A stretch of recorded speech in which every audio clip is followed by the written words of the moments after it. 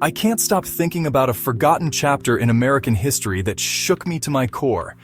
It's a story of success, hatred, and erasure that took place in Tulsa, Oklahoma, exactly 100 years ago.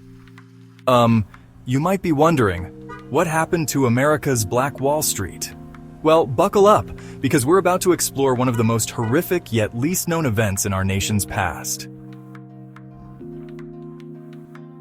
Let's talk about Greenwood, a district in Tulsa that was known as Black Wall Street. In the early 1920s, it was, a thriving community of Black-owned businesses, homes, and cultural centers. You know, it was a place where African Americans could prosper despite the harsh realities of segregation and discrimination that existed elsewhere. But here's the thing, this success story was short-lived.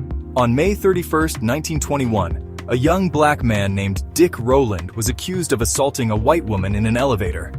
Now, the details are murky, but what's clear is that this accusation was the spark that ignited long-simmering racial tensions. A white mob, fueled by rumors and hatred, descended upon Greenwood. They, looted homes, set fire to buildings, and even dropped firebombs from airplanes. The destruction was swift and merciless.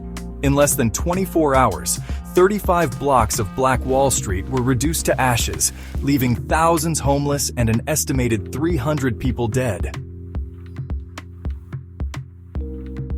The aftermath of the massacre was, well, devastating doesn't even begin to cover it. Survivors were left with nothing, their homes and livelihoods destroyed. But perhaps even more tragic was the conspiracy of silence that followed. The event was largely erased from history books, and many Tulsans, both black and white, were, reluctant to discuss what had happened. It wasn't until decades later that efforts to uncover the truth gained momentum. Survivors began sharing their stories, and historians started piecing together the events of those terrible days. Today, Tulsa looks different, but the scars of the past remain. The Greenwood Cultural Center and John Hope Franklin Reconciliation Park now stand as reminders of what was lost and the ongoing struggle for justice and equality. So, what can we learn from this forgotten history? The Tulsa Race Massacre is a stark reminder of the destructive power of racial hatred and the importance of confronting our past, no matter how painful. I encourage you to share your thoughts in the comments below.